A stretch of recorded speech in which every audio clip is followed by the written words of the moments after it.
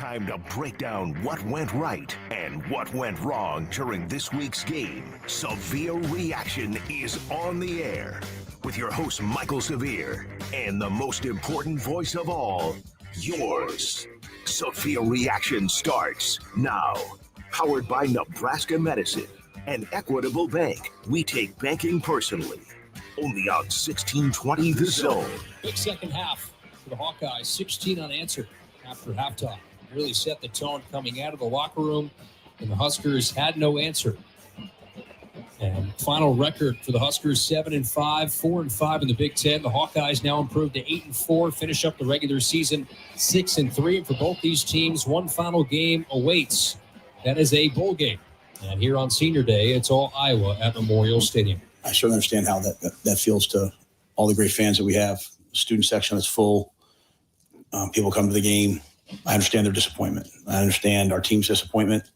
I think when you end the season the way we have the last two games, it has to rest solely on me. And I've loved this team. I love everything about them. I certainly didn't think today would go that way. Thought we came out ready to play.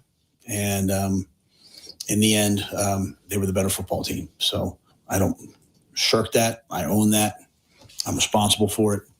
I understand that times like this, it can get a little bit negative. And I just say, honestly, all that should all be directed at me. I don't want the players to panic. It shouldn't go towards them.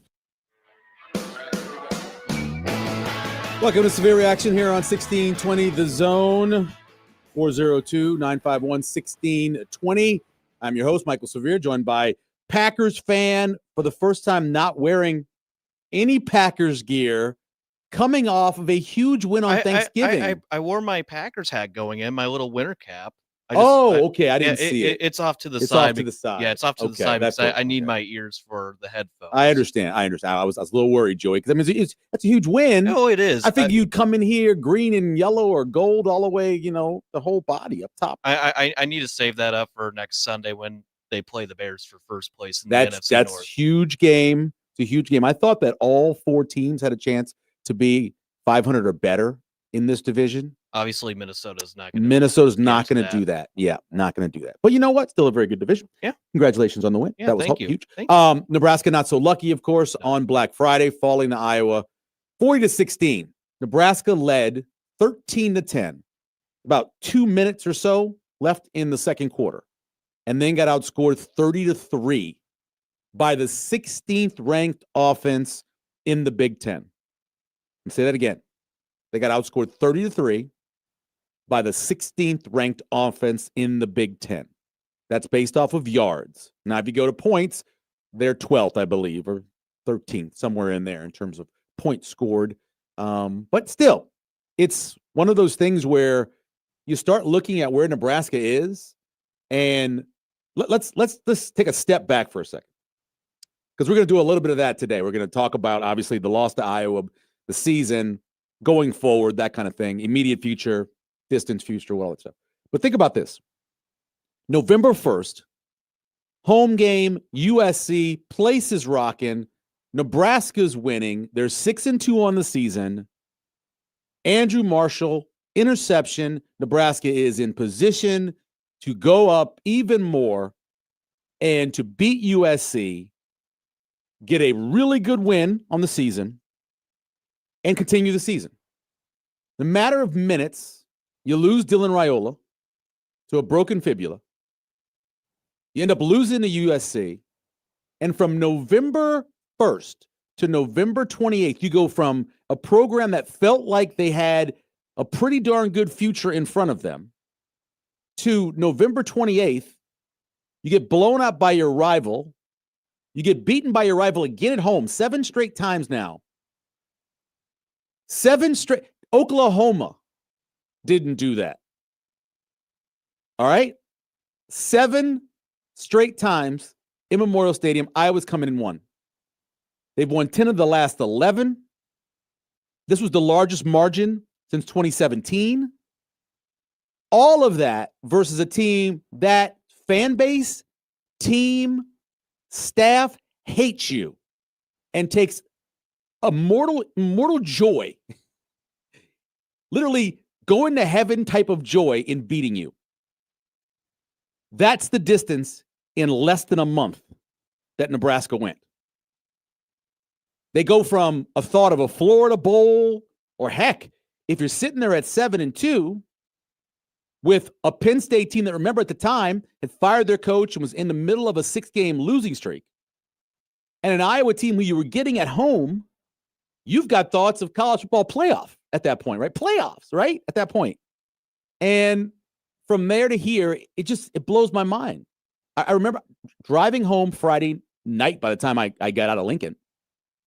Driving home, thinking to myself, what's the future?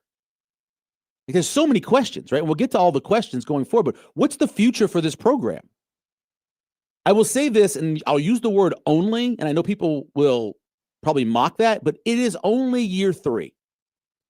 And I know because of what Curt Cignetti did, or what Dillingham did at Arizona State, or a few more. I mean, Vanderbilt, that's a 4th year, right, for Clark Lee. But for the most part, when you look at these things, they do take longer than 3 years.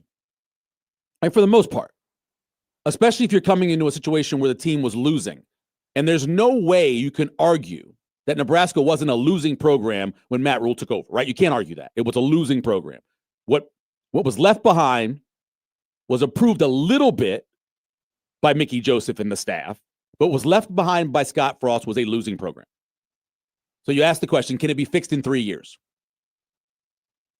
I thought in 3 years, it certainly would look better than it looks right now. That's the bottom line of this, right?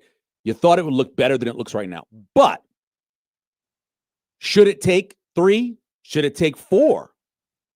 Should it take 5 when you're talking about coming off of being a losing program for a number of years? That's the question you have to ask. And I'm guessing that the answer that was provided by Troy Dannen giving Matt Rhule an extension was, we're willing to find out how long it takes. So now Nebraska goes from thoughts of college football playoff to a Florida Bowl to now going to Vegas. And the last matchup I saw was against Utah, which is not a good thing. Although I think Nebraska would run for, if Emmett Johnson played in the bowl game, would run for 1 billion yards against Utah. But Utah, with Dampier at quarterback and the ability they have to run the ball, would do the same thing. It would be a high-scoring shootout if that was the case. Don't know who the matchup will be, but probably against a Big 12 team. But 7-5, a losing record now in conference play for the 9th season in a row. 9 seasons at the University of Nebraska where they have losing conference records. Pausing there for dramatic effect. It still has to blow your mind. I think I saw something on social media, and I saw that Kirk Ferentz has won more games at Memorial Stadium than conference games. Oh, yeah, conference games at Memorial Stadium than all the Nebraska head coaches that coach in the Big Ten, except for Bo Pelini. Except for Bo Pelini, exactly. More conference wins. Crazy. Obviously, they're playing Nebraska and Lincoln. Yeah. So they're all conference wins, but more conference wins than what, a 7 right now, right? Yeah, 7 right now. 7 right now in a row. I believe that Frost only had 6. I think he had 6. I believe he had 6. 6, and then Mike Riley had 6. I could quickly look I think that he up. had 6. Yeah, it's just the idea behind the fact that Nebraska is where they are in conference compared to where they were November 1st is still just blows my mind. But that's where we are. And chatting about what it takes to go forward is kind of the idea of this severe reaction on the end of November of 2025, the season. I do know for some fans, and I've heard them say it, they're done. I'm done with this team. I'm done. Look, the majority of the time when people say they're done, they'll be back. You know, they just it's the end of the season. It's the end of the season. You're sad. You get blown out in your final 2 games. You can reference, I think, 1968 when Nebraska got blown out to end the season twice. And I'm sure many people were like, it's over. This whole experiment with this Devaney guy is over. And then, of course, he made some changes coordinator-wise, and everything went fine after that. But still, I'm sure that people are done with coaches' expectations that they're delivering to you not being delivered at the end of seasons. Right? They're telling you what their expectations are, what they're going to do, and then not doing it. You have to be frustrated by that. I'm sure you're tired of players who are expected to be difference makers coming up short in big games. For example, Iowa had given up more passing yards to some teams than I would expect from an Iowa team. They gave over 300 yards passing to Rutgers. They gave up big yards to Michigan State. They gave up yards to teams that had good wide receivers. I thought Nebraska's wide receivers, Dane Key, Isaiah Hunter, and Ja'Cory Barney, and maybe a Quinn Clark, could have some big plays because I'd seen other good wide receivers have big plays against Iowa. As we know, that didn't happen. Now, there were opportunities. Quinn Clark jumped too soon in the end zone, probably should have been a touchdown. Isaiah Hunter had a chance on 50-50 balls. Dane Cook would be funny out there because Dane Cook is not a funny comedian and probably not a good wide receiver. But I think they all had their shots at 50-50 balls and just did not make the catches. Did you get that stat? Oh, for the coaches? Yeah. Yeah. Riley, Rule, and Frost all have 6 conference wins at Memorial Stadium. And then the one breaker, of course, is 7. You've got to be tired of special teams mishaps, right? 3 years in a row, a mishap in a game against Iowa. This was the year where, that's going to change. Nebraska's special teams has been better. They haven't had these kind of mistakes. This hasn't happened. Ja'Cory Barney. First, by the way, before the penalty, that was not a fumble. He was down. They would have reviewed that. It wouldn't have started at the 3. They would have started at the 10. But the penalty happened, so Nebraska's like, well, let's get an explosive play. Let's have them repunt. Obviously, Ja'Cory drops the ball. Probably still thinking about, was it a fumble before that? Ball goes in the end zone. It's a safety. Huge change in momentum. All of a sudden, it's a 10-point game. Mistakes on special teams, you thought they were done. You got to be frustrated with those. For this year, tired of wasting Emmett Johnson's performances. This is a historic year based off of what Nebraska running backs have done throughout history. You're talking about a top 3 running back in college football based off of his yards per game, his yards from scrimmage, all of that. Top 3 running back. The only spot he's not is touchdowns. But everywhere else, pretty much a top 3 back. And you wasted those performances. You have to be tired of wrapping yourself up for a November game, going in there and watching Nebraska lose. Under Matt Rule, they have 2 wins in November. 2 wins in the month that you're supposed to be building your team to be its best. How many times did Matt Rule said, we want to be best at the end of the season? And on the other hand, 2 wins.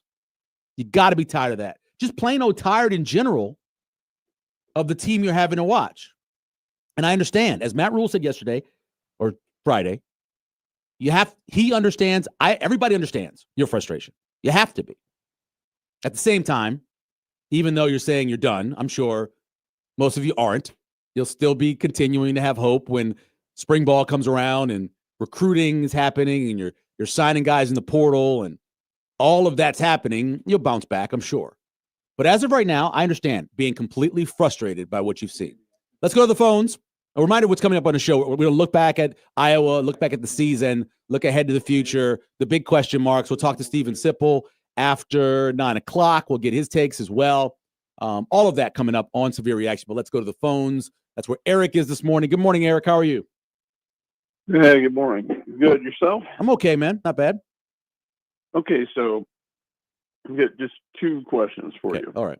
One is, I totally agree with what you're saying about, people say they're going to walk away and most of them don't.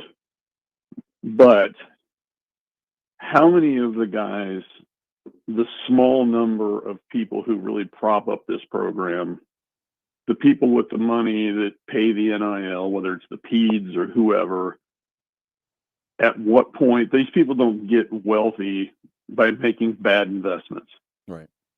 At what point do some of these people say, listen, I can't keep throwing good money at a bad investment? I just, that's the one thing I wonder about, because there's a handful of those people, and we're not going out and finding them any more of them. The second question I have for you is, who do you think are the guys that you'd be most concerned about hitting the portal, that are guys we need for next year?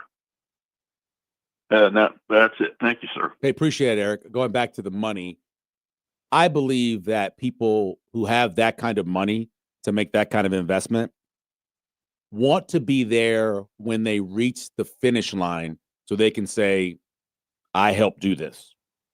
There's a certain amount of pride that you would take if you're the Peds, or, as you mentioned, the handful of people who are putting the big money up for Nebraska to be able to be a big-time program, at least financially. I think that they will stick around. I don't think they're going anywhere. The people that do concern me in terms of lack of investment, a lack of return on investment, really are the fans. I think those people that have the money who are giving aren't going to stop giving and then thinking themselves in the future, well, what happens when they make it, when they get over the top, then I pulled away. I don't think that's going to happen. The other side, though, is the fans.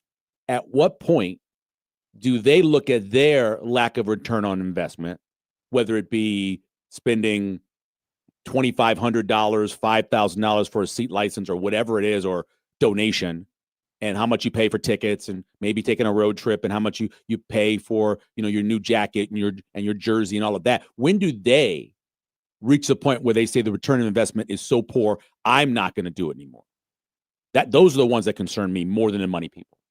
The second question is, it's difficult because when we talk about the big name people, I don't know. I mean, who you're losing. I mean, Dane Key is graduating, right? Emmett has the opportunity to leave, I would say, with the ending of this season, and then chatting with Amir Abdullah, who just a couple of weeks ago said he wished he would have left after his junior year because he probably would have been a higher draft pick.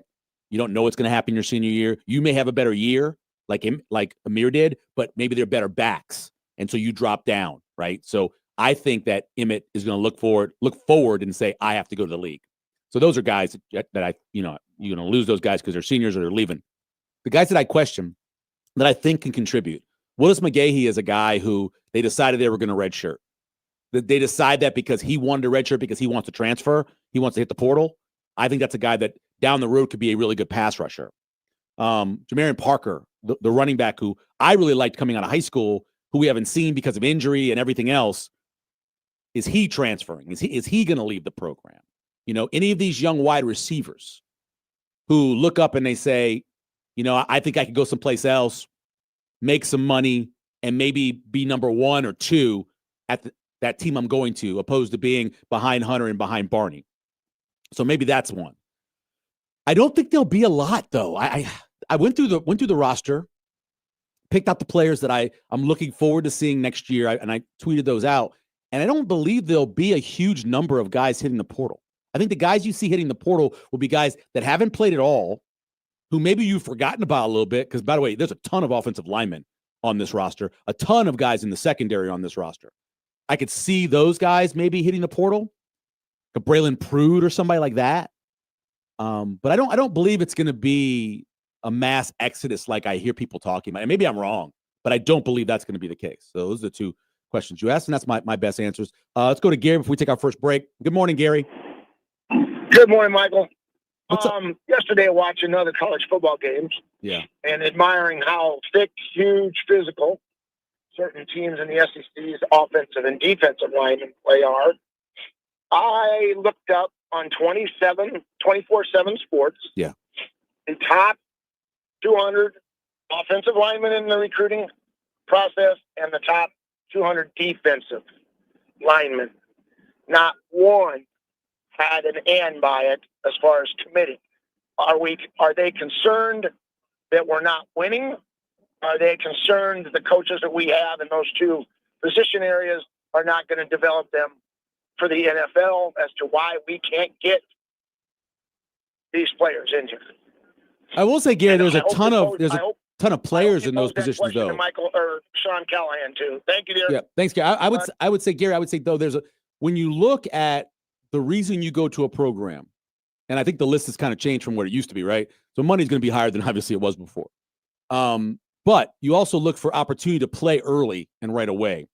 And Nebraska does have some highly rated offensive linemen who are on the roster right now that maybe when a recruit looks at it and says to themselves, will I be ahead of them?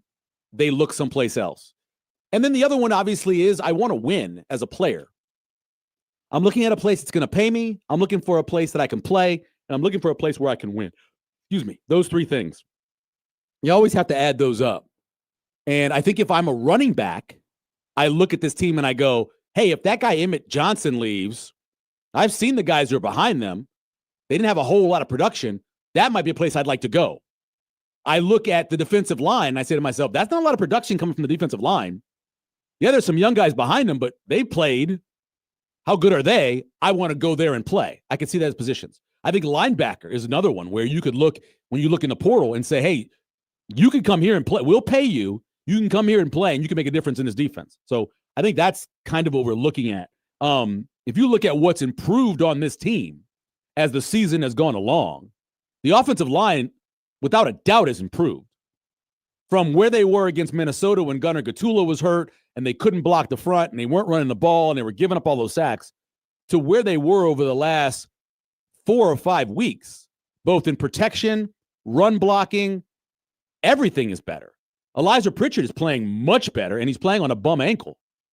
The interior three, I think, are playing really well. Corcoran is what he is, a guy with a ton of injuries.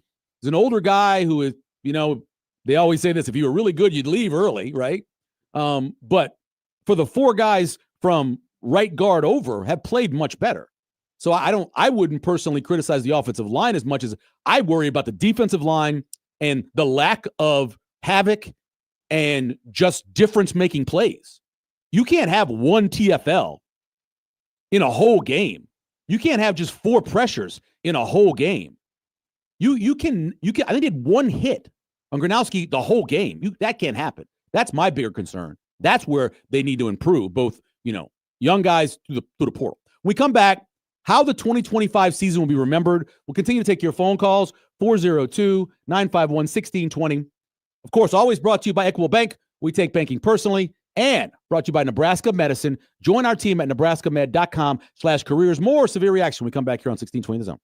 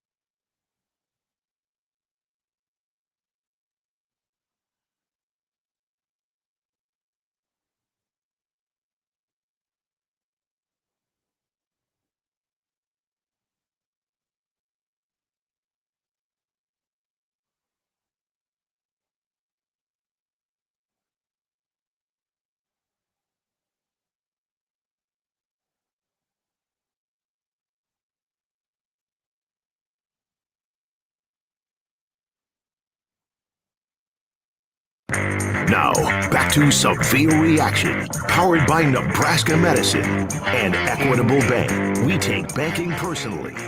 Here's your host, Michael Severe, on 1620 The Zone. 10, Husker 29, trips right. Shotgun snaps, overhead handoff. Johnson swerves to the outside right, 30, 45, accelerate to the outside across midfield. There goes Johnson, 35, 30, 25, 20, foot race 10.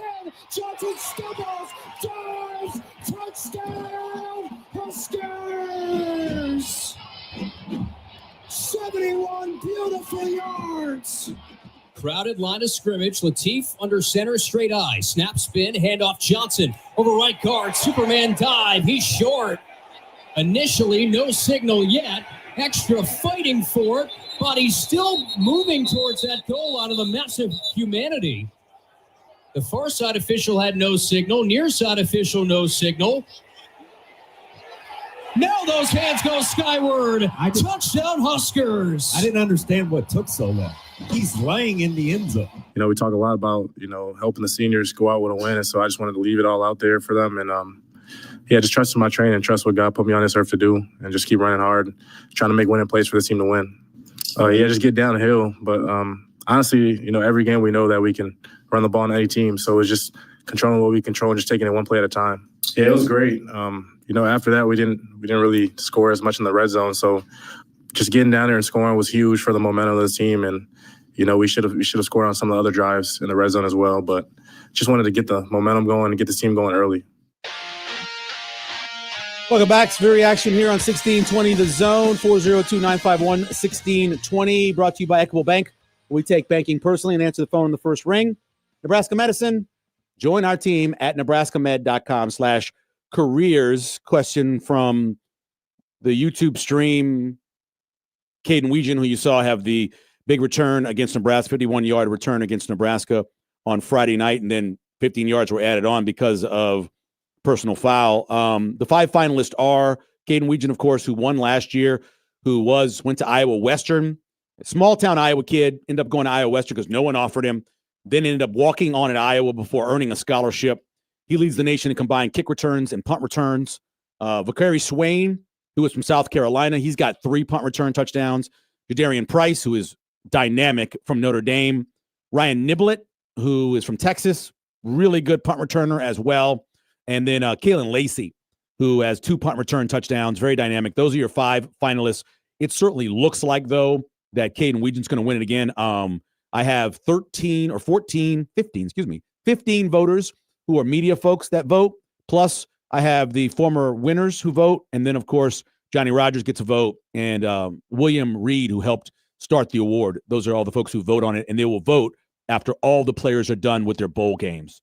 So it goes all the way to the end of the season, give everybody an opportunity to have as many big plays as they can. But at this point, Caden Weegan is, he's just really good and really dynamic. And I don't know why anybody kicks to him at all. I wouldn't put the ball anywhere near him. Let's go back to the phones, 402-951-1620. That's where Joe is. Good morning, Joe. Good morning. How are you? I'm okay, man. How are you doing? Life is good. Good. Couple thoughts, and then I guess I'll ask a question. But I'm sort of sick of a couple things. One of them being Nebraska sort of talking about everything before actually doing it. A great example was like Corey Barney's saying, and you got to have the confidence. I understand that, but he wanted to lead the nation in punt return. Yeah. And they did good at times, but it's like, quit saying we're going to go to the playoffs. Just go out there and win some games. Quit saying we're going to go 10-0. You know what I mean? And it's like people and the media kept saying, well, the wide receivers are way improved. Are they? Let's do it first. Yeah. And then talk about it. Because I don't remember Iowa saying they were going to lead the nation in punt return. You know what I mean? And it's like, I'm also tired of everybody, or not everybody, but some people saying, well, we're more talented than Minnesota. Are we? Prove it. Go out there and prove it. Quit saying we are. Right. And I understand that our recruiting classes may be ranked ahead of theirs, but those are recruiting classes. Last I checked, they don't give out trophies for recruiting classes. Right. But then I sort of wanted to hear your thoughts on, like, the defensive line. How good do you think they could be if everybody comes back? Like, Gabe Moore's pretty young. Petshak is young. Davis is young. Yep.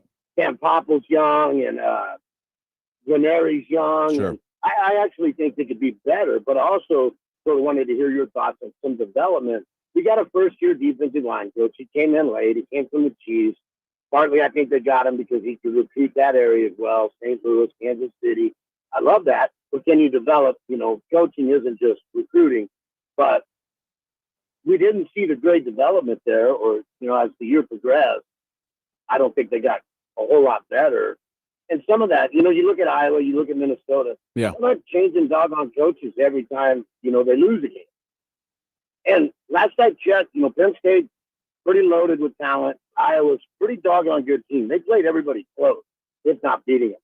So I don't think we need the knee-jerk reaction of, well, yeah, we lost to Iowa and it hurts. Nobody likes losing. But that's a good football team, and we're just not there yet. And I also think that they develop a little better because they have the coaching continuity. But, that's kind of what I wanted to hear your thoughts on. Yeah. Hey, Joe, I appreciate the call. Have a great rest of your Sunday. So I reached out to some people I know who go to practice because I wanted to know what they thought about Terry Bratton as a coach, and coach in terms of coaching in practice. And to a man, they all said he knows what he's doing. He's a technician. He's a really good practice coach in terms of, pressing them to do the right things, making sure they're being physical. So along with, I think he can be a pretty good recruiter as he goes along. I agree that if you look at who they have on the defensive line, now you want to see the criticisms is, somebody asked on the stream, who's leading the team in sacks? They have 2 guys with 2.5.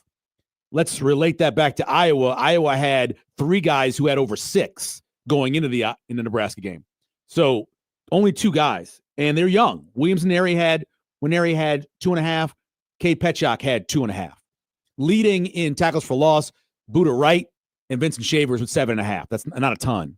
So that obviously is a big question mark. But everybody I talk to who goes to practice says, and these aren't homers, these are guys who will be critical and have been critical of other coaches, but say that Terry Bratton is a really good coach in terms of coaching those guys up in practice, working on technique, and really pushing them. So give him credit for that. Yes, I agree. You put the weight and experience on those guys on a defensive line, and they should be better. I am concerned at times where I watch the games back and I see guys on the D-line that don't seem to have a feel for the game. Out of all the concerns I have for Nebraska, especially on defense, is you see a lack of feel for the game. Like there's just certain things that you see guys do well, like when they're leveraged and how they defeat that, or a guy goes to get cut and how he uses his footwork to get around getting cut or bounces back up. And I really see a lack of that across the board from Nebraska's front 6. And that's concerning. They are young. I mean, you got a bunch of guys in there that don't have, a full season of starts because of this season. But I do believe, based off of what I've seen in the past, a guy who is a redshirt freshman or a sophomore, how much better they look junior and senior year. Ty Robinson is a great example. Ty played way too high as a sophomore, made a lot of bad decisions in terms of what gap he was going to take and losing contain and all that stuff, and just got better and better and better. And by the time he was, a 6-year player? Obviously, he's a much better player. Nash was a much better player. A lot of guys I've seen. So I do believe you have to add. You always want to bring in more talent, but I think the guys that are there now will be better next year if we can figure out their feel for the game. And sometimes that's innate and you can't. But sometimes it just comes down to reps and you're better at it. So that's my idea about the defensive line. One more call before we take a break. Let's go to Nathan. Good morning, Nathan. Hey, what's up, man? How are you doing this morning? I'm okay. How are you doing? Dude, I'm good. I'm good. I think I'm a little frustrated like every other Husker fan. Listen, I'm going to get to the point. Sure. I know you're busy. I think I have the answer to this whole problem. Okay. I know, man. You're scaring me. I don't. I think we tend to make things complicated. If I'm Matt Rule after the bowl game, and this is just me, I've been a Husker fan all my life. I've seen it. If I'm Matt Rule, and I like Matt Rule, I have my coaches in the meeting room, and on the board, I've got a giant Iowa Hawkeye logo on it on the board, and I say this is the new direction of Nebraska football. If you can't beat them, Join them. And honestly, or play like them, develop them. Quit chasing 5 stars. We're never going to get a full roster of 5-star players. We're not Ohio State. We will never be Ohio State. In the 90s, we weren't like Ohio State. We were like Iowa. Iowa just took what we did well. And we're like Wisconsin. They took what we used to do, and they did it well before they changed. Yeah. We need to develop players, start getting players from the North and South Dakota State, Montana, Chicagoland area, guys that know how to play Midwest football, that are humble, tough. When it's 10 degrees out in the Big Ten, when it's mud, slop, and rain, they love this shit. They love it. Pardon my French. They love it. Kids from California, Texas, the Sunshine State. It doesn't fit Midwest football. I like Matt Rule, and I think he can work, but I think if it's gonna work, he's got to make a pro-style offense that is geared first toward the run with big offensive linemen. Get rid of the 3-3-5. Win the battle up front, man. You can't win Big Ten football with 3 down linemen. Hey, Nathan, real quick. You know Indiana runs a 3-man front. Yeah. Second best defense in the Big Ten. I get it, but we're not Indiana. No. We're Nebraska. Think about that. And yeah, I did. But here's the deal. Yeah. We're not Indiana, and Indiana is really not a proven commodity yet. Sure. Yet. It's only been 2 years. Yeah, they've had good seasons, nothing consistent. Our program is built on Nebraska's program is built on running the football, man, first. Yeah, right. It works. It works. It's simple. It works.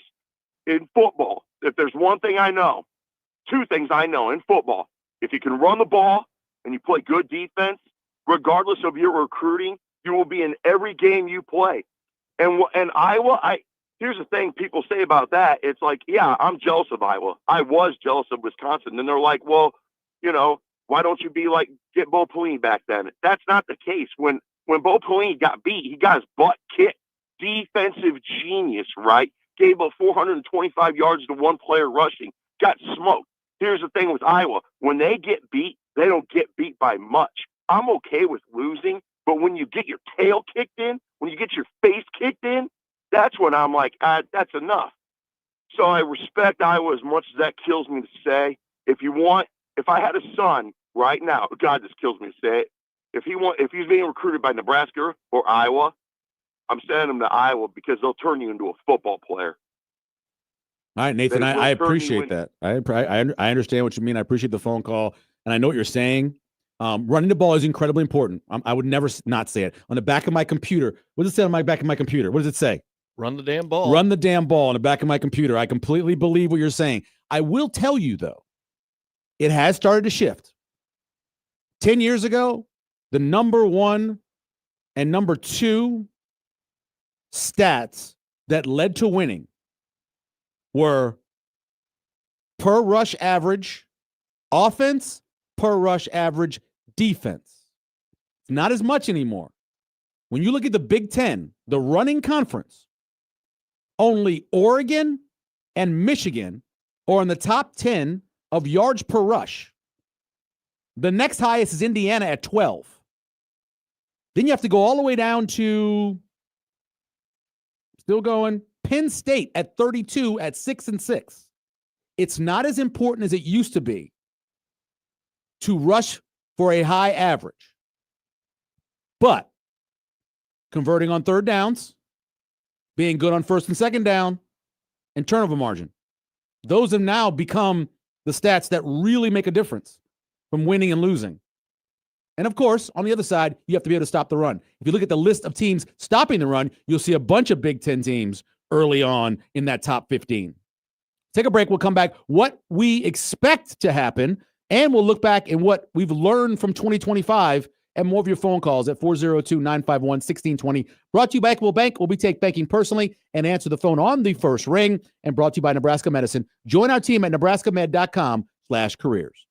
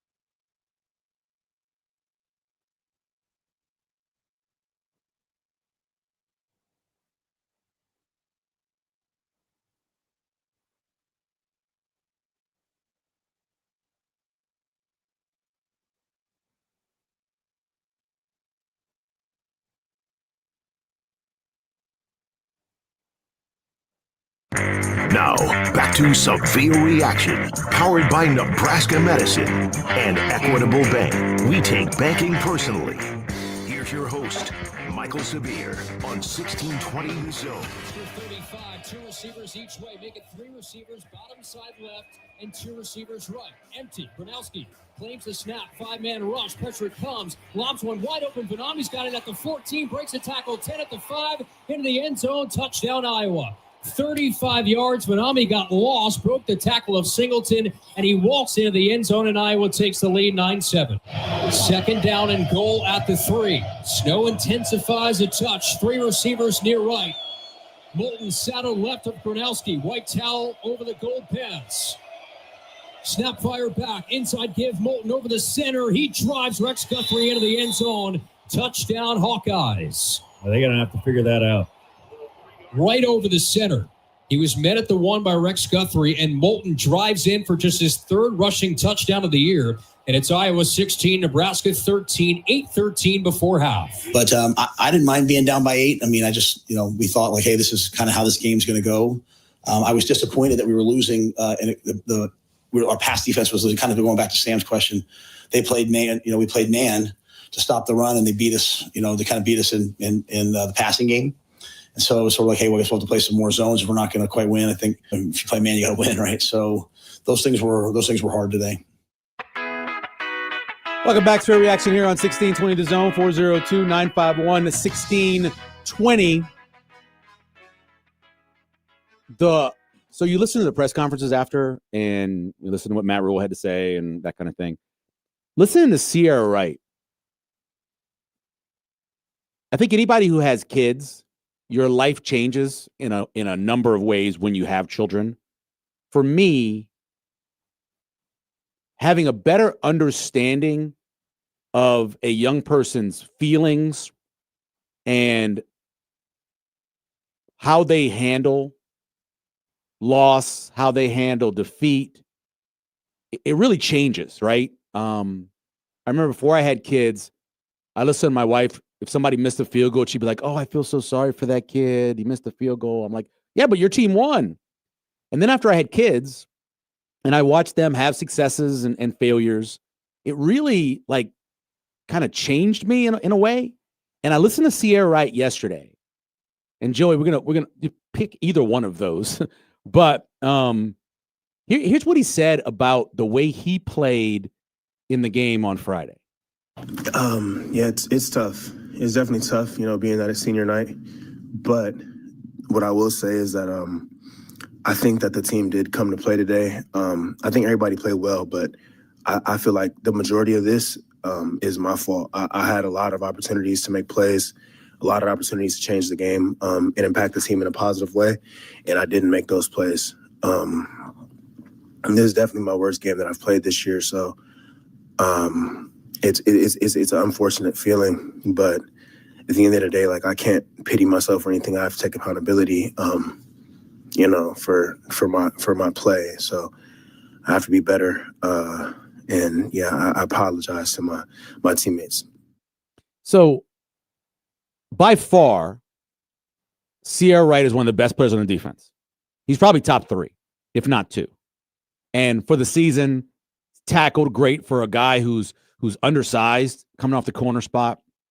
He left his position, which was outside corner, to play the slot because they needed him, because they didn't believe that Donnie Jones could play inside. So they moved him outside, and Sierra changed positions for the team to be better.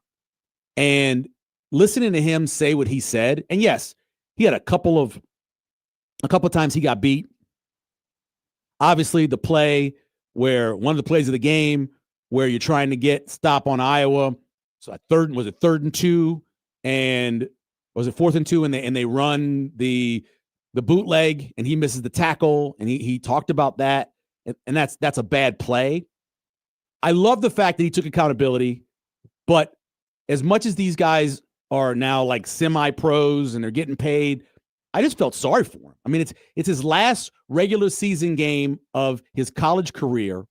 He didn't play great, but didn't make any excuses, told you exactly what he thought he did wrong, took accountability for it. I admire the kid. I mean, honestly, when he came in from USC, based off of his tape at USC, I didn't think he'd be that great. And he completely surprised me, and he has outplayed any expectation I had for him.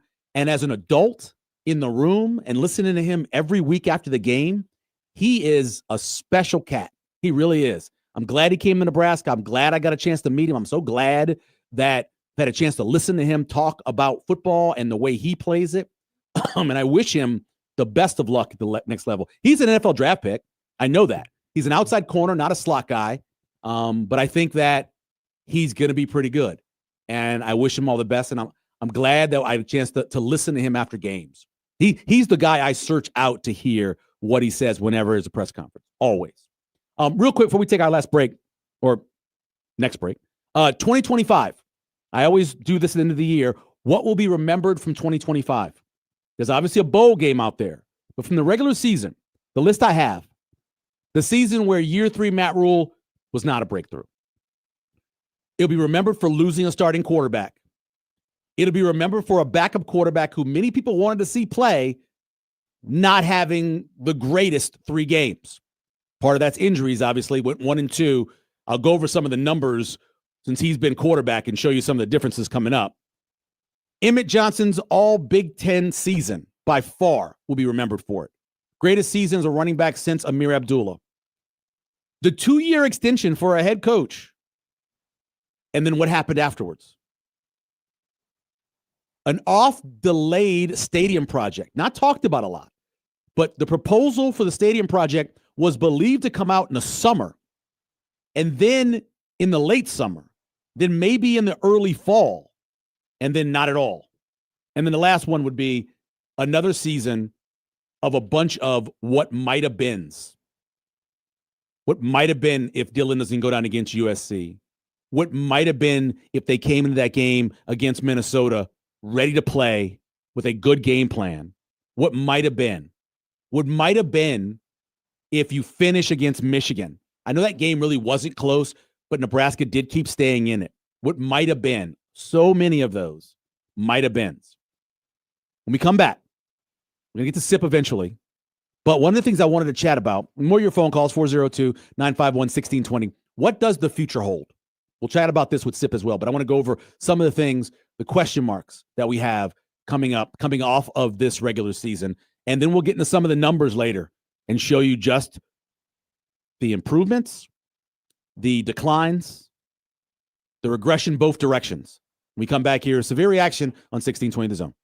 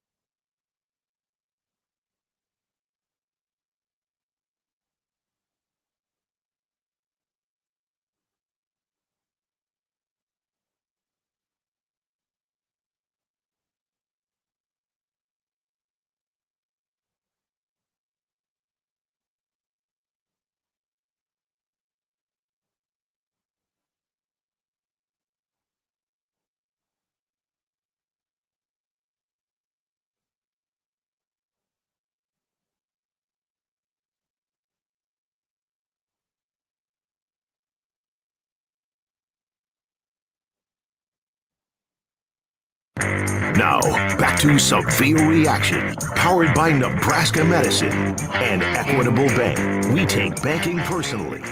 Here's your host, Michael Severe, on 1620 The Zone. Gronowski under center, showing sneak. Takes a snap, shove it up the gut, he's in. He was stood up and over the goal line, touchdown Iowa. Extra pushing and shoving after the hands went skyward. It's 23-16 Hawkeyes. Just over 2 minutes of game time. And Iowa takes a 23-16 lead with 37 seconds before the half. That's the 14th rushing touchdown for Mark Gronowski. Yeah, we could talk a lot about what I got out of it, but if we didn't win the game, I'm not really going to be happy. So my job is just to help this team win, and that's what it's always been. And so I'm not going to make it all about me. I want to win for this program. I want Nebraska to win football games, and that's all I care about. But me and Amir got really close in the offseason, and, we kind of have similar paths, not as similar, but super similar when it comes to, we've been overlooked in our whole life. And Nebraska was my only Power 5 scholarship out of high school. And so just to be in this position, it's a blessing. But, all those things are cool. But like I said, I just care about winning. Welcome back to the reaction here on 1620 The Zone, 402-951-1620. Amir had Power 5 offers, but it was to play in the secondary. Auburn actually offered him to be a cornerback coming out of high school. Nebraska offered him to be a running back, and obviously that worked out very well for Amir winning that job. Here are the most important stats when talking about the end of 2025. Matt Rhule is now 0-3 versus Iowa. He's 12-17 versus the Big Ten. He's 2-10 in November and 0-6 versus top 25 teams. Those are your bottom line stats. Now, I'm sure there are people out there that want me to yell about him needing to be fired, which is ridiculous. They're not going to fire him. First of all, you talk about Nebraska not having the money to do certain things. Well, they certainly don't have the money to fire him. What's going to happen is he's going to have to consider the hires that he made. I have sat on this show every week and said, I worry about the defensive coordinator. I said it when they hired him. I didn't think they needed to go out and spend the money and bring in a guy who had coached recently in the Big Ten, that his main concentration was stopping the run, and that was also hopefully a good recruiter. Those were the three things I thought they needed. They brought in a guy who hadn't been a coordinator in college since, 2012 and 2013. They brought in a guy who was a secondary coach, and I think you saw that based off of Nebraska's pass defense. And they brought in a guy who just did not have the relationship with the current Big Ten. That was a mistake. I said at the time, I think it still is. Still is. And then, on top of all of that, they bring in a young defensive line coach who, again, everybody I've spoken to says he's very good. He's going to be very good. But they bring in that. Your outside rush guy is a former high school coach. You don't have any true veteran coaching leadership in that front. Dvorak, I think, does a very good job as a linebacker coach, but he's got your most experience. Phil Snow works with the secondary. You brought in a defensive backs coach, but you don't have the kind of experience you need as a defensive coordinator and or as a defensive line coach to be able to fix mistakes that are happening throughout the season. That's the bottom line on that. Nebraska's 2025 wins. In those 7 games, the overall record for those teams is 31-53. Now, if you want, you can take Houston Christian out of there and only give Nebraska 6, FBS wins. You take that out of there, but just overall, 31-53. The only team that finished with a winning record was Cincinnati. Northwestern came close yesterday, but they're 6-6. For the losses, 39-21. You've got 2 9-win teams, an 8-win team, a 7-5 win team in Minnesota, and a 6-6 Penn State team. 39-21 in the losses. The teams they beat were 31-53. This season was set up to win 8 games. I picked 9. I had them losing to Minnesota, USC, and Penn State. I thought they would beat Michigan. based off of when they got them without their coach and all of those things. And I thought this was the year to get Iowa. It was not. They lost 5 games against that schedule. That will be one of the memories of the 2025 season, that the schedule was finally set up for you to win 9 games, and in the end, you lost the last 2 and ended up sitting at 7-5. When we come back, we'll chat with Stephen M. Sipple about the future and many more things. Rick, if you want to hold or call back, because after the break, we'll chat with Steve for about 15 minutes or so, get his thoughts on the season, his thoughts going forward as well. When we come back here on Severe Reaction on 1620 The Zone.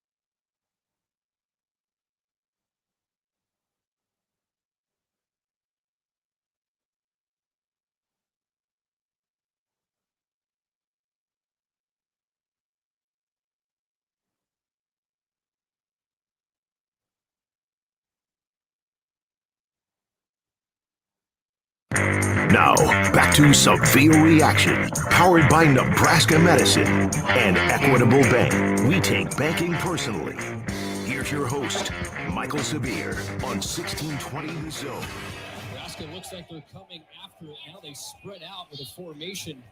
A few extra guys out wide right. 3 protectors in front of Dakin. Takes a snap, gets it away with a right foot. High end-over-end punt, middle of the field. Barney on a back pedal's got it, and he bobbles, drops it, picks it up, gets hit, ball's loose in the end zone. Ball's free. Jameer Khan's got it. Ball is still loose in the back of the end zone. It should be a safety. Jameer Khan picked it up in the end zone. An absolute can't have mistake. Barney dropped it, and it was picked up by Khan in the end zone for a safety. It's going to be 26-16 Iowa, and they'll get the ball.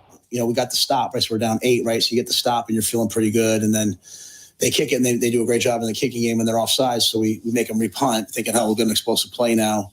And, we just kind of don't field it, and then we pick it up. And I certainly thought it was targeting. I thought he hit him with the crown of his helmet and all that. So I mean, maybe all that. But it's still, so it goes. It's now a 10-point ball game, right? And at the end of the day, like on offense, like you went 3 and out twice in the third quarter, right? I mean, you have to get a first down and get the defense off the field, and so that was, to me, that was really the tale. But welcome back. Severe Reaction here on 1620 The Zone, brought to you by Equitable Bank, where we take banking personally and answer the phone on the first ring. And Nebraska Medicine. Join our team at nebraskamed.com/careers. We're joined now by columnist and podcaster Steven M. Sipple from On3 and Husker Online. Good morning, Sip. How are you doing? Is this it for the year? Well, I don't know. We may do one after the bowl game. We got to see what happens. Last year I did not do one. People complained, so we'll see what happens. Make it happen. Yeah, it's not my choice. I'll do it if they ask me to do it. The question is, will they ask me to do it? That's the question. Well, I enjoyed our year. I kind of feel bad I missed a few when we were on the road, but thank you for having me on. Well, I appreciate you taking the time and coming on. I want to start with the question you've been asking pretty much all season now in terms of progress and advancement in the program. Where do you sit now that the regular season's over in 2025 in terms of progress? I think there's probably progress within the program. I want to make that clear. It's hard to sell after games like this. It's hard for the head man. It's hard for the CEO to stand in front of the shareholders and sell it. It's harder to sell. Mm-hmm. I mean, he can still do it. And he Matt Rhule is who I'm talking about here. He did it after the game. There are elements of the program that are moving forward. There's no doubt about that. It's just hard to sell it. Harder to sell it, particularly after any loss, but a loss of this nature that followed a similar type beatdown. I hate to use the word beatdown, but that's kind of what they were. No, they were for sure. And I know you mentioned this in your column, but I was thinking about it when I was driving home, like the turning point in the season. And obviously it probably is Raiola's injury, but to think about how much enthusiasm there was before the USC game and then where they were in the third quarter, getting ready to go up with a lead that probably wins them the game to where they were at the end of the month of November. Yeah. It's just crazy to think about. Yeah, that's the way it goes in sports, college football in particular. It's just such a roller coaster for most teams. And you're right, they were ready to. I thought they were ready to beat USC. They were, and then it changes so quickly. And here we are. I just think that I just go back to the nature of this loss. Excuse me. The nature of this loss affects the conversation so much. Sure. It just was I think that some people sort of anticipated it, smart people that have been watching Iowa. But you kind of held out hope. No, maybe Nebraska's got kind of one big push in it. Yeah. And it did. And that's the concern to me. Sip, we talk a lot about how long this is supposed to take. Did you have a chance to read on your message board Carl Havock's post about how long it takes for coaches coming off of losing seasons, losing programs? Did you read that at all? I just saw it this morning, and I told him, thank you. I browsed it.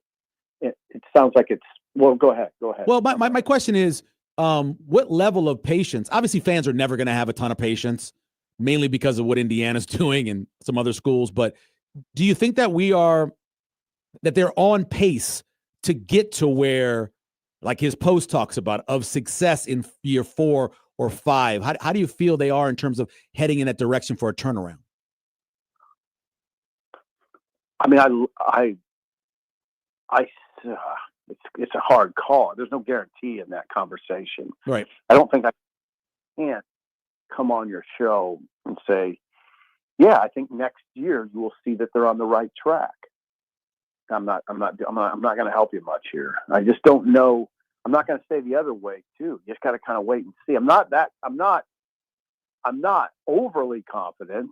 I guess that's one way to put it. I'm not overly confident because the schedule gets appreciably harder. And I'm not overly confident because I haven't seen enough up front, which I heard you guys talking about earlier on the show, the caller. And now it's quite a topic. I've noticed on the message boards that people are really on the jag of you've got to get better up front. And that, I don't know how that's going to look. There's a lot of young guys, Michael. How do I know right now how Petchak's going to look next year, how Keona Davis is going to look next year, how Williams Renner is going to look next year, how Tyler Fitzpatrick is going to look next year, how even like a Tyson Terry might look next year, or Malcolm Simpson. These are all young linemen. Yep. That the first group I mentioned have to take a step. How do I know what kind of step they're going to take? I don't know. There's a lot into that conversation. There's a lot going on right now that you wonder about, and precludes you from going all in on, I think they're going to be fine in year 4. There's too much there for me to go that direction. Yeah, Steve Sipple joining us here on Severe Reaction. And I think it's less about adding more size as it is adding more talent and getting more experience, because Indiana and Iowa don't have 330-pound guys, but they have a bunch of redshirt seniors and a bunch of redshirt juniors. And those are the guys that are dominating for them. So can Nebraska be good on a defensive line by just getting more experience? I think is the ultimate question for that. But let me from that question I asked you and you were trying to answer it, here's a way to answer it. Better chance for Nebraska to be 5-7 next year with that schedule, or 8-4? Once again, I mean, I don't even know who the quarterback's going to be. Exactly. So right. Yeah. Right. These are hard questions to answer because there are there's a lot of variables. There's a lot of variables now. I mean, if I knew who the quarterback was, I could answer it better. Yeah. If I knew what they get done in the portal, I could answer it better. I don't think that up front you need to go get a bunch of guys in the portal, either side. But I think you got to get some key guys. As far as that big plugger that we've had that conversation, we just have a sort of a philosophical difference. There's no right or wrong answer. I will say that John Butler did say you need bigger bodies. I'm just philosophically bent that way. Right. Some of it obviously depends on how you're going to line up, what you're playing scheme wise, but alignment wise. But I'm of that mind in the league, in this league. So I think you need that. God, it's just Michael. If I were a fan and I was listening to Michael and Sipple talking, my takeaway would be there's just a lot of sort of unknowns right now. Yeah, I mean, I just be honest. Obviously you don't know what's going to happen with Dylan, but it's hard to look at next year and think that's going to be better than it was this year, based off of the schedule and based off of probably losing Emmett, who was your MVP of your offense and all of that. So it'd be hard to say that it'll be better. But it's just hard to say. So I'm going to go back to when you were a kid. All right, Sip. Huh? Because that's the last time you can really say that somebody has owned Nebraska, right? And it was Oklahoma owning them from like 72 through 80, won like 8 and 9, won 6 in a row. Is there any point of your life that you thought Iowa would own Nebraska the way they are? No. It's just crazy to think about. They own them. Yeah. It's hard to put in perspective what's going on. I think it's become largely a psychological issue in some ways. Mm-hmm. Now I will say this. It seems like they are better prepared mentally than Nebraska for all of this. Of course. And I think some of that is what Icor said in 2014. They really, really glommed on to what Icor said about, we have to consider where Iowa's program is, where we want to be. They just, that became a driving force for that program. It really did. And they really, really lock in hard on this. They want to be. I think they want to beat Nebraska worse than Nebraska wants to beat them, which is sort of a psychological problem. And then they just have the modus operandi. They just know what exactly they want to do. Yeah. And as one of the smartest guys I talked to texted me during the game. They don't blink. They just don't. Nebraska stressed them a little bit, in the first half. They put some stress on Iowa, and Iowa didn't seem phased at all. Right. And once I was not phased, I think that's when the psychological part kind of kicks in. Like, God, these guys just don't go away. They never go away. And then they started making big plays in the passing game. They believed they were going to win the game. They always believe they're going to win the game. Whether it's Oregon, Nebraska, Indiana, they think they're going to win the game. And that's there's another element. Yeah, there's another element though. I hate to break in, but I think it's important. There's another element of it that's sort of ugly to me. And that is they know they're going to win in part because they just count on Nebraska self-destructing. Sure. It's almost like they're saying to each other, "Don't worry, they'll do something," And there it was, right? Yep. Safety. That's the exact type of moment where you just kind of roll your eyes, like, "Yeah, there's Nebraska. That's what Nebraska does." And it seems like they do a lot of it against Iowa, and Iowa they don't smirk. They show some class, but I could see them I could see them in, when they're not in public, in private, kind of smirking, like, yeah, that's just Nebraska. That's what they do. Yeah. One thing that really hurts, I'm sure, Nebraska fans is, Rutgers and Michigan State played Iowa better than Nebraska did. So I don't get that. Yeah. That's just one of the things I'm sure that bothers them. Look, two major questions. We'll get to those before I have to let you go. Yeah. Do you, as a program, go all in keeping Dylan Raiola? Like, for example, more money, more love, coaching changes if he wants it. Do you have to go all in to keep him? Or status quo? I mean, if it's status quo and he's going to leave, I'm saying, do you have to change things?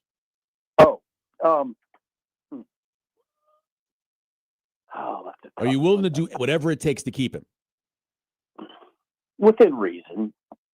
I think within reason. I think the reason I'm hesitating, Michael, is because they've already done a lot. I know. I'm not sure how much more they can do that's within reason. Right. I don't think the Raiolas they're not. I don't think that's the situation we're looking at. I mean, the situation, I would say in part is I think the Raiolas, they want to be in the college football playoff. They want to, that was their objective, is to lead a turnaround here. Yep. Right. To help. You can't do it. It's more than one guy. We've learned that at Nebraska that you have to surround the quarterback with the necessary components to advance. I'm sure. Okay, there's that. They wanted to be in the playoff. They also want, the Raiola family wants Dylan to be progressing as a quarterback. Be a first round pick. He did. Yeah. I think he did. Yeah, I think he did progress. Did he progress at a rate that they would want? Probably depends who you talk to, but I would say he did. But he's got to take a bigger step. Then on Nebraska's side, I would think they would embrace him coming back. I would tell you that there's nothing that's happened to indicate that he won't be back. Yeah, I know that. So he's going to be there Monday. He's going to be in his rehab program at Nebraska. And just as of yesterday, that's the plan. If he doesn't come back, then your other question is, do you go into next year with just TJ Lateef and Marcus Davila? Do you go in with just those guys, or do you have to go out and find a veteran quarterback to come in? Yeah, you absolutely have to go out and find another one. And it's a tricky thing too, right? Because you're sort of bringing in a guy who you sort of have to say, look, you're probably not being the starter, but we want you here. So you have to have a guy to agree to that type of situation, I would think. Maybe not. Maybe Rule would just say, no, let's go out and get the best guy. And let him have a battle. And TJ will have to battle for the job. Right. If TJ's still here. You never know on these things. Right. I don't think Marcos is ready. I don't think he's viable at this point to lead Nebraska to the kind of season that's going to be expected. So Yeah, I mean, my hope, where I think that, maybe let's put it this way, I think the best avenue is to get Dylan back in back as the starter. Gotcha. That's what. Gotcha. He's still in the program, by the way. I misspoke. Yeah. He's 100% in the program. I think that's the best avenue right now. Let me give you a stat to walk away with. Okay. Okay. Nebraska gave up this year 23 rushing touchdowns in conference play. Okay. In 24, 23, and 22 combined, they gave up 24. Oh, that's a good stat, Michael. Isn't that crazy? Yeah, it's crazy. I mean, yeah, I don't know. But we talked about it, yep, early on in the conversation. Yep. I think the most important players right now in the program are the guys that I reeled off. Yep. Those linemen, D linemen, and I would go to the returning offensive linemen. I think those are the most important players in the program right now. I believe it. Sip, I appreciate it, man. Thanks for coming on all season. And hopefully we'll chat with you after the bowl game. We'll see. Okay. Thank you, Michael. All right. Take it easy, Stephen M. Sipple. We'll take a break. We'll come back. Garrett, stay right there. We'll take your phone call and your other phone calls for the rest of the show. 402-951-1620. Brought to you by Equitable Bank, where we take banking personally, and brought to you by Nebraska Medicine. Join our team at nebraskamed.com/careers here on 1620 The Zone.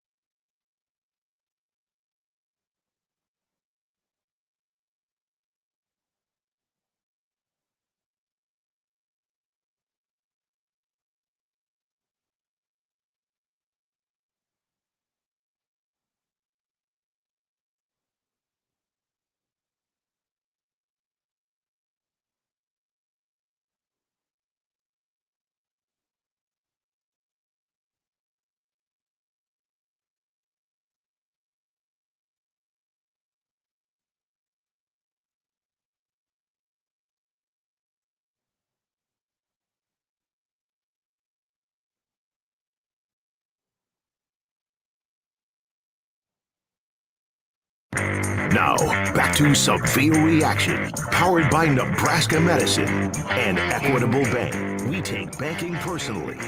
Here's your host, Michael Severe, on 1620 The Zone. Troy, them, they extended me. Like, they believe in what we're doing. And then all of a sudden we come down the stretch, we lose these last 2 games. I'm pissed off at myself. Like, I don't, I know where we're headed. I know what we're doing. I know where we're moving forward. And so I believe in what we're doing. I believe in the recruits that are bought into us. I believe in the signing class Wednesday. And so I don't want to overreact. These last 2 games weren't good enough. We'll get a really good bowl game versus a quality team. We'll catch our breath. Well, I hope all those Husker fans just say, you know what, let's go somewhere warm, hopefully, and be in a bowl game. And then let's celebrate signing day on Wednesday. Let's go back and look at the fun moments we had this year. And then, we'll continue to move forward, and we'll continue to build the thing. You have to push forward, and I think that while we want Dylan to be able to play, if he can't, he can't. And the next man up mentality is what you have to have. And I mean, TJ's come out and he's done a great job. So I don't think that, these losses or anything fall on his shoulders or fall on stuff like that. I think it more so falls with, me, what I've done. So yeah, I really do apologize to my teammates, my coaches, the fans, because I had a lot of opportunities to put us in position to win. And I hurt us in those situations. So I think that part of being a leader, part of being somebody that, says that they're a leader is accountability. And that's what I have to do in this moment. So I do take that one because a lot of those plays have to do with me. So. Somebody once told me. Welcome back. Severe reaction here on 1620 The Zone. That was Sierra Wright taking accountability for how he played on Friday night. Nebraska offensive points per play, one of the stats that I think that's very critical in terms of where your ranking is. So they finished 55th in FBS this year. Last year, they were 105th. So they improved. But the last 3 games this season, they were 103rd. So they were 0.40 in points per play and dropped down to 0.29 over the last 3 games. So regressed, obviously, offensively going to the backup quarterback. But that does happen, especially when the backup quarterback ends up getting hurt in the game and you leave him in and he can't be mobile. Let's go back to the phones, 402-951-1620. That's where Garrett is. Good morning, Garrett. Good morning. Big fan of your show. Really just kind of have one point. I know, Emmett Johnson, really happy for him. Yeah. Got to give him his flowers and certainly happy the coach is finally committed to him and he delivered. So I hope he has a good pro career. It seems like the running backs really kind of fell off a cliff when Riley's staff, I forget his offense coordinator that liked to pass to set up the run. And then he had Coach Kavanaugh's poor offensive line play, but really kind of lost our string of good running backs. I'm not a big fan of Rule. I haven't been, honestly, since he was hired. But one thing I will give him credit for is his willingness to change. And I don't know Ron Brown's, I know he has a role on the staff. I don't know his desire at his age to coach, but he's around. And it's just kind of the one consistent in any good running back that we've had. He's been the lead recruiter. And people forget that kind of along those, I forget who they fired or where he stepped in, but he kind of identified Emmett Johnson. And I don't know if it's character that he's good at finding, someone that, obviously Emmett went through his ups and downs, but gosh, the guy's always been a consistent part of these good running backs that have come through our program. And I don't know that it's a coincidence, but I don't know how, with the coaching rules where Ron Brown comes into play as far as his involvement, from the day to day, because I think he just kind of handles player personnel. But yeah, he's also offensive analyst, and he can, now the way things work, you can have as many coaches you want now. So he can work with them. He can do everything now as long as he's on the staff, and he does that. He can go on the road and recruit. No, not recruiting the road. No, there's a limited number of coaches you can go on the road, but he can still make phone calls. He can still be there at practice. He can still help out. He can be part of all of that. Yeah, I know he took a step back during the political, when he kind of was in the news for his political stances. But I think in today's climate, he'd get away with some of that if they give him more of a prominent role. Yeah. Anyway, I appreciate the time. No problem, guy. You're completely right in terms of how he recruited both as a running backs coach and when they had him for a little while as a tight ends coach, or, all that too. He's always been a guy that was a great eye for running back talent, the toughness and the short area quickness and the balance. He gets that, and he always has. Back to the phones. Go to Rick. Good morning, Rick. How are you? Morning. A couple questions here. The first one, looking back now at the season, and everybody was kind of optimistic about win totals. Yep. Do you think the schedule was harder than what they were projecting, or do you think Nebraska was not as good as everybody was thinking? I don't know if you heard this or not, Rick. I read this off. In their 7 wins, the records of those teams were 31 and 53. So 22 games under 500. In the losses, those 5 losses, the teams they played records were 39 and 21, 18 games over 500. I think the schedule was right about what we thought. Penn State 6-6, Minnesota 7-5. I think those are games that Nebraska should have won.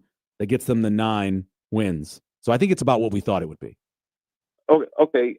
So you pulled the numbers a little bit different than how I would look at them. Okay. But so for the last 3 years, Nebraska has beaten one Big Ten team that was bowl eligible each year. Yep. So how do we go with people thinking that we see progress? It's hard to say that they see progress. I was talking about that with Sip. I think it's almost impossible to not look at next year and think they're going to be worse next year, even not knowing what all the questions you have. It's almost impossible not to think they'll be worse next year. Okay. And then the last question for you, excluding the special teams coach. Yeah. Do you see any coaches that were better this year than they were last year? Well, you have a new wide receiver coach this year and a new defensive backs coach. And I thought for most of the season, those two places played better. But no, across the board, I would say that the offense was slightly better, but worse than what you thought from Holgorsen when he came in last year. And the defense was dramatically worse. Okay. Thank you. You're welcome. Yeah. I got numbers for that. I can tell you how different it is. So if you go based off of Holgorsen in those 4 games that he coached last year, right? And you look at finishing drive rate and how they played in those games, they had 4.27 points scored per successful drives, right? That's pretty good. That's above average. And 2.18 a drive, which is above average. But this year, they dropped. They actually went down from what he was in those 4 games, that small sample size. They actually finished the season under 4 points per successful drive. That's not good. That's failing to score any points on getting inside the 5. That's settling for field goals. That is not being good enough touchdown-wise in the red zone. Pure and simple. They had 52 successful drives. That's pretty good. Only scored 207 points. It's not good. And it's better than it was under Satterfield. Way better than Satterfield, but not good enough if you're saying you're going to win games in the Big Ten.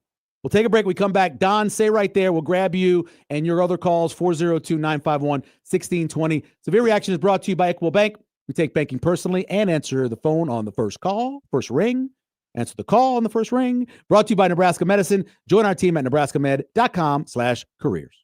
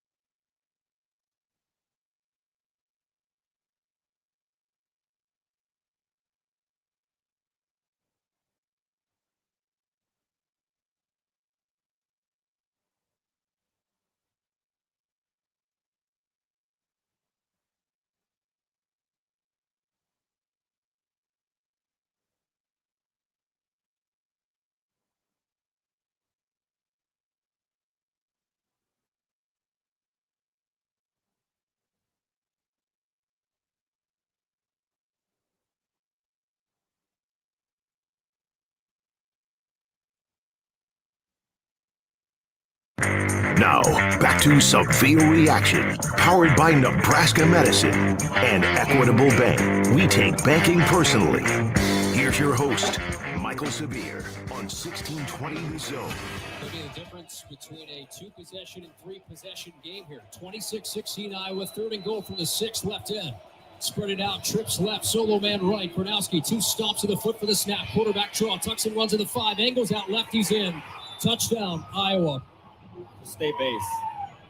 32-16 Hawkeyes, 4:47 left, 3rd quarter. Anything I say right now, Sam, will feel like an excuse. It'll feel like me to say it like an excuse. I look out there, I see a bunch of young players. I just keep saying to them, like, hey, get off and make a play. You need a sack fumble. Defense is about, big hits and picking balls off and sack fumbles and scooping scores and all those things. And we're just not getting those versus the higher quality opponents, right? And so this was a team that had a really good plan, and they made plays, and we just didn't quite make the plays. I thought we defended like the traditional run way better at times today than we have. And then quarterback, made some plays that really hurt us. We're having the 3rd down, it's a cute run, Q draw, score. Like we have them in the red zone, score. I mean, those things can't happen. Welcome back to the reaction here on 1620 The Zone. Let's knock out some phone calls. Let's go to Don. What's happening, Don? How you doing, man? Hey, good morning. Enjoy the show. I got a couple things for you.